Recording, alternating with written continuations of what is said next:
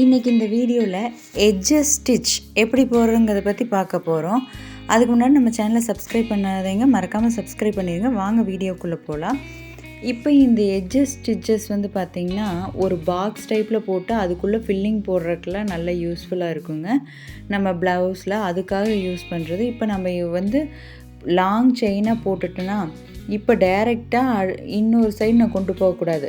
Opposite சைடில் ஒரு குட்டி லாக் ஸ்டிச் போடணும். இப்போ பார்த்தீங்களா, நான் லாக் ஸ்டிச் போடுறேன்.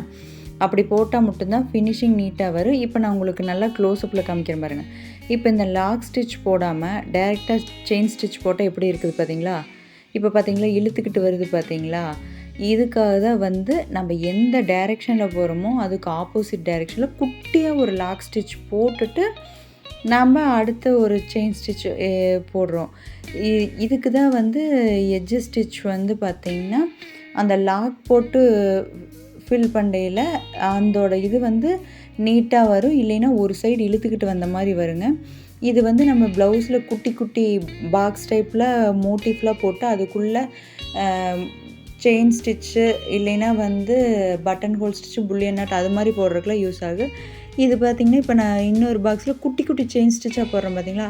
இப்போ நம்ம செயின் ஸ்டிச் குட்டி குட்டியாக போட்டாலுமே நம்ம ஆப்போசிட் டைரெக்ஷனில் போகையில் அதுக்கு ஆப்போசிட்டில் குட்டியாக ஒரு லாக் ஸ்டிச் போட்டுட்டு தான் அடுத்த ஸ்டிச் போடணும். லாக் ஸ்டிச்சுங்கிறது ஒன்றுமே இல்லை, ஒரு குட்டியோண்டு செயின் ஸ்டிச்சு தான் நம்ம லாக் ஸ்டிச்சுன்னு சொல்லுவோம். இந்த மாதிரி போட்டு ஃபில் பண்ணையில் பார்த்தீங்கன்னா இப்போ வந்து நீங்கள் குட்டியாக போடையில் நீட்டாக இருக்கிற மாதிரி தான் தெரியும். லாக் ஸ்டிச் போடாமல் நீங்கள் ஃப்ரேம் விட்டு கழட்டினீங்கனாவே அது ஒரு சைடே இழுத்துக்கிட்டு வந்த மாதிரி இருக்கும்.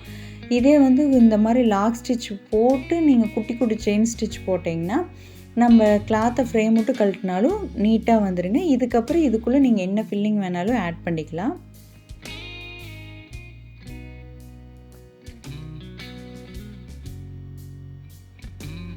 இதே மாதிரி நம்ம டெய்லி ஆரியில் ஒவ்வொரு ஸ்டிச்சஸ் பற்றி பார்க்க போகிறோங்க. இந்த வீடியோ பிடிச்சிருந்தா மறக்காமல் நம்ம பேஜை சப்ஸ்கிரைப் பண்ணி வச்சுருங்க. ஏன்னா நம்ம டெய்லி ஒரு ஸ்டிச்சஸ் பற்றி பார்க்க போகிறோம். இதை நீங்கள் ப்ராக்டிஸ் பண்ணாவே பார்த்தீங்கன்னா நீங்கள் உங்கள் ப்ளவுஸுக்கு போடுற அளவுக்கு பார்த்தீங்கன்னா ட்ரெயின் ஆகிக்கலாம். இந்த வீடியோ பிடிச்சிருந்தா மறக்காமல் சப்ஸ்கிரைப் பண்ணிடுங்க.